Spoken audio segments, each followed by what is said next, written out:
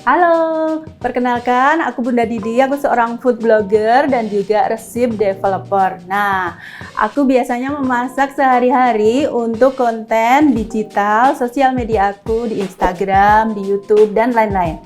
Nah, aku lebih suka memasak menu-menu tradisional Indonesia. Makanya hari ini aku mau membuat klaper tart singkong.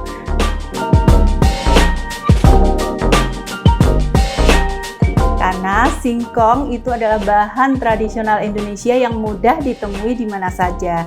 Dan sebenarnya singkong bisa dikreasikan menjadi aneka hidangan yang lezat tanpa meninggalkan cita rasa tradisionalnya. Oke, yuk sekarang kita mulai masak ya.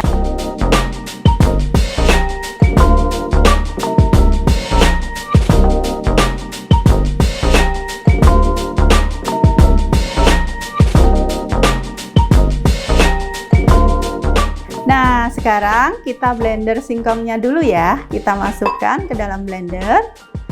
Nah, ini singkongnya sebelumnya dikukus dulu hingga empuk. Nah, usahakan pilih singkong yang bagus. Singkong yang bagus tuh kalau dikukus mudah empuk. Jadi istilah bahasa Jawanya mempur gitu. Oke, kita masukkan sini semua. Kemudian kita tambahkan air kelapanya. Ya, selanjutnya kita proses dengan blender hingga lembut.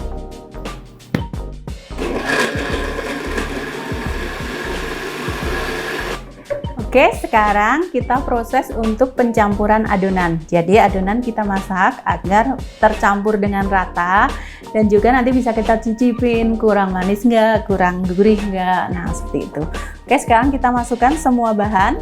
Ini pertama tadi santan, kita masukin dulu. Kemudian gula, tadi totalnya udah aku sebutin di awal ya.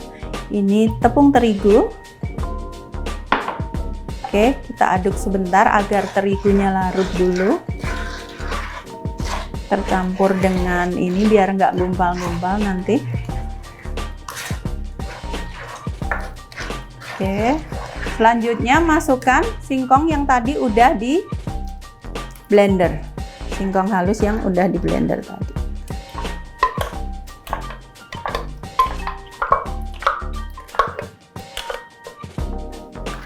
Oke, ini kita masak hingga halus teksturnya. Jika perlu nanti kita bisa gunakan ini hand blender untuk menghaluskannya. Tapi kalau kita masak kita aduk-aduk terus itu nanti udah halus dengan sendirinya. Oke, sekarang kita masukin margarin yang udah diencerkan tadi ya.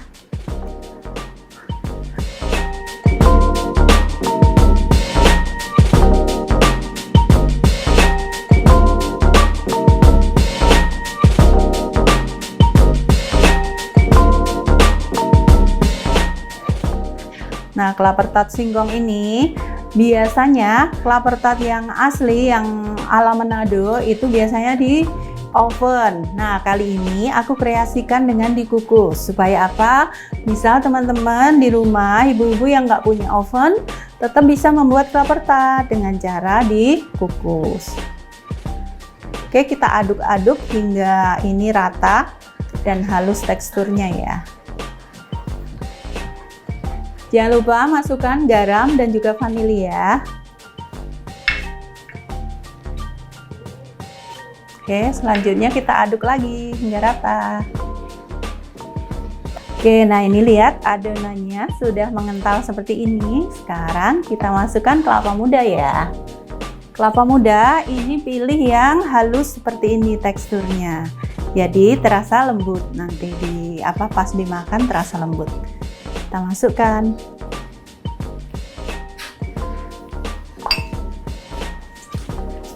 Oke, kita aduk rata. Oke, sekarang kita masukkan kismis ya. Ini kismis tidak semua kita masukkan karena kita mau untuk topping juga nanti. Nah, separuh aja dulu. Nah, kismis ini memberikan cita rasa segar. Jadi kalau dimakan tuh jadi seger gitu. Apalagi kalau ditaruh di kulkas dulu, nanti ada rasa asam-asam seger dari kismisnya. Nah, untuk memberikan cita rasa gurih, kita tambahkan kacang kenari. Kacang kenarinya ini udah dipanggang dulu sebentar. Jadi nanti ada rasa gurih gitu di dalamnya. Ciri khas kelapa tart memang harus ada kacang kenarinya. Oke, kita aduk. Nah, seperti ini teksturnya. Ini sudah matang. Nah, sebenarnya kelapa tart seperti ini pun sudah bisa dinikmati, tinggal taruh kulkas. Tapi biar lebih awet daya simpannya, kita kukus sebentar, kita masukkan ke cup-cup aluminium foil kecil-kecil. Lalu kita kukus sebentar. Nah, itu lebih tahan lama. Nah, ini sekarang udah agak hangat.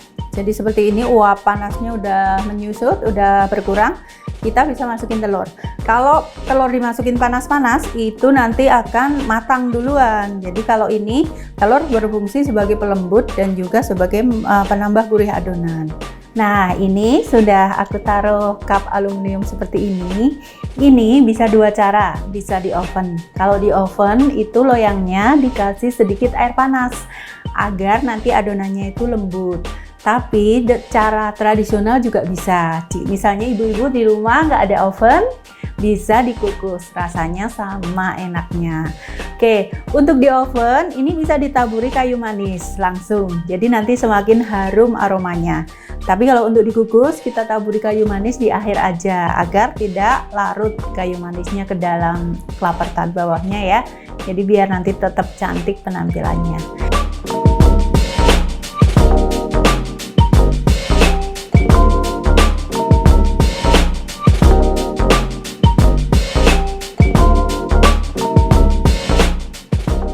Oke, ini dia sudah matang kelapa tart singkong. Nah, ini versi kukus teman-teman. Kalau mau di oven bisa juga ditambah sedikit air di loyangnya, lalu ditabur kayu manis dulu sebelum di oven. Nanti aromanya akan semakin harum. Nah, kalau versi kukus ini tabur kayu manis di akhir agar kayu manisnya tidak meleleh. Nah, seperti ini hasilnya. Teman-teman yang mau usaha bisa juga ini. Jadi karena kelapa tart singkong ini unik, rasanya enak, bisa jadi ide usaha baru. Jadi memanfaatkan bahan-bahan lokal yang ada di daerah kita. Selain itu, dengan penambahan singkong, ini juga membuat kelapa tartnya menjadi lebih ekonomis. Jadi daya jualnya bisa relatif lebih terjangkau dibandingkan dengan kelapa tart yang versi asli yang hanya menggunakan terigu atau maizena aja. Dan hasil jadinya juga banyak loh. Jadi kalau untuk usaha bisa untung gitu. Nah, biasanya kan satu cup seperti ini dijual cukup lumayan untuk satu kelapa tart, sekitar 7.000 sampai 10.000, tergantung juga toppingnya apa. Nah, teman-teman yang mau usaha bisa ditambah aneka topping, misalnya selai, coklat, choco chip, dan lain-lain untuk menarik konsumen agar menyukai apa yang kita buat ya. Nah, ini kalau ini yang aku buat versi original pakai taburan kayu manis. Oke, selamat mencoba, semoga bermanfaat ya.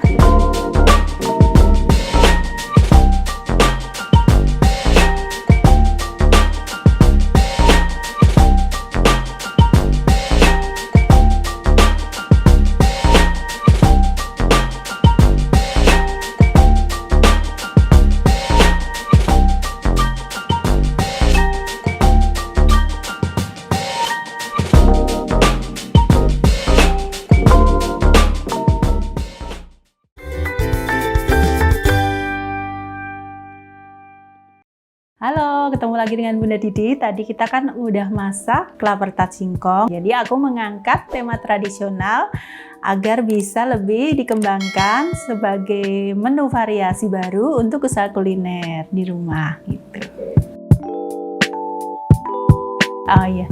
Sebenarnya aku awalnya mengawali karir itu dengan menulis aja di website. Nah, terus abis itu selanjutnya setiap hari aku posting resep-resep baru, aku uji coba sendiri atau ikut-ikut pelatihan macam-macam. Akhirnya terbiasa membuat resep-resep baru di rumah, terus posting di web, dan ternyata banyak diminati, banyak yang cocok gitu dengan resep-resep aku.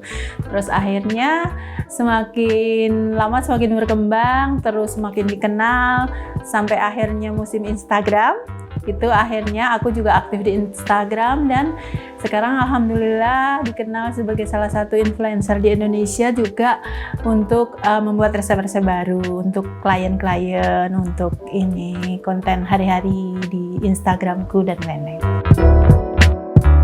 Kalau untuk online sebenarnya tidak ada kendala masalah ya Mbak ya, dalam arti gini, kalau kita sebagai influencer yang membuat resep-resep baru untuk klien malah semakin ramai sih. Nah cuman untuk teman-teman yang punya usaha kuliner mungkin ya agak sedikit berkurang. Nah itu bisa disiasati misalnya dengan semakin rajin untuk berpromosi secara online. Karena sekarang ini walaupun di rumah saja kan orang tetap butuh belanja ya, butuh beli sesuatu. Nah itu bisa dimanfaatkan teman-teman untuk membuka peluang usaha baru. Misalnya ada teman-temanku yang sebelumnya nggak punya usaha sayur-sayur, sekarang banyak yang membuka jasa pengiriman sayur, makanan, buah, makanan cepat saji, reseller, cepat saji kayak gitu. Dan itu tetap bisa bertahan kok di saat seperti ini. Kalau aku ke pasar itu di list aja kebutuhan pokok kita sehari-hari. Jadi misalnya seminggu sekali aja kita ke pasar, di list dulu misalnya kebutuhan yang harus ada, utama beras, minyak, dan lain-lain itu harus ada. Kemudian bumbu-bumbu dasar yang digunakan untuk memasak itu juga wajib ada dan dikompletin. Kemudian kalau untuk bahan-bahan makanan, kita bisa menyetok bahan-bahan yang awet disimpan di freezer seperti ayam, daging, seafood, dan lain-lain kan di freezer relatif aman ya, sampai sebulan pun nggak masalah. Nah untuk sayur mayur kita bisa memilih sayur mayur yang lebih awet daya simpan seperti sayur labu, sayur buncis, dan lain-lain. Jadi bisa lebih mengoptimalkan untuk tidak sesering mungkin keluar rumah. Kalau untuk daging sebaiknya jangan dicuci dulu, karena kalau dicuci nanti sehari-seharinya luntur ikut ke dalam air itu. Jadi kalau beli daging aku usahain beli di tukang daging yang terpercaya. Biasanya di pasar ada tukang daging macam-macam, pilih yang bersih, biasanya dagingnya digantung-gantung itu. Nah itu tidak masalah, nggak dicuci dulu, karena tukang dagingnya langsung potong itu masuk plastik. Nah itu aman, langsung masuk freezer. Ayam juga pilih pedagang yang bersih kayak gitu. Nah untuk seafood karena biasanya direndam dalam air, tetap kita bersihkan aja, misalnya kayak udang dikupas, itu akan membuat daya simpan lebih lama.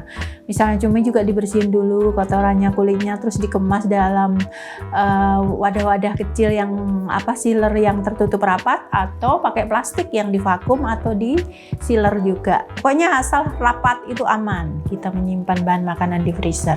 Jadi misalnya kayak daun bawang itu dibungkus pakai kertas kayak atau tisu dapur, itu untuk menjaga kelembapannya. Jadi biar kelembapannya terserap di itu, jadi nggak akan mudah busuk di tisu atau kertas tadi gitu. Jadi dibungkus kertas aja, nanti terus dimasukkan di rak bawah. Itu relatif kayak daun bawang bisa seminggu tahan, wortel kayak gitu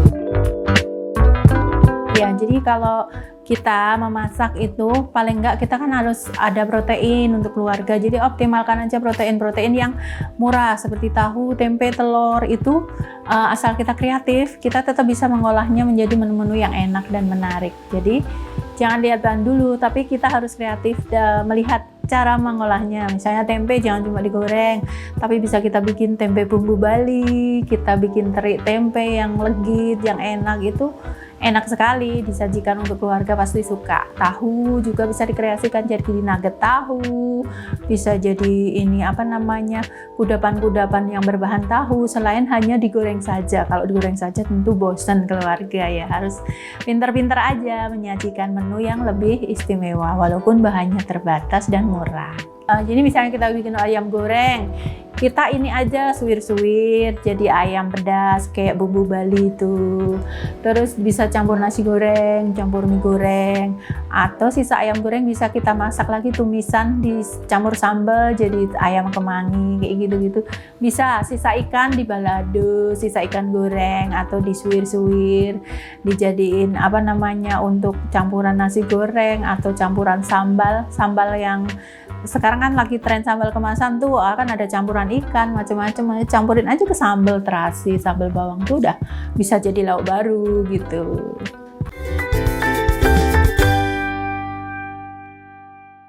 Jadi untuk teman-teman yang punya usaha kuliner tetap semangat, pasti akan berlalu deh semuanya. Dan juga kita saling dukung. Kalau aku caranya beli dagangan teman. Jadi misalnya ada teman punya usaha kuliner, ya kita saling cicip aja.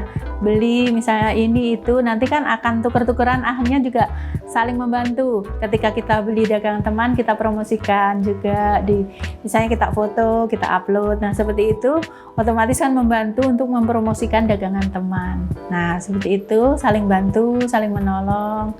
Jadi teman-teman juga tetap bisa survive gitu di usahanya. Kalau teman-teman UMKM juga tetap semangat.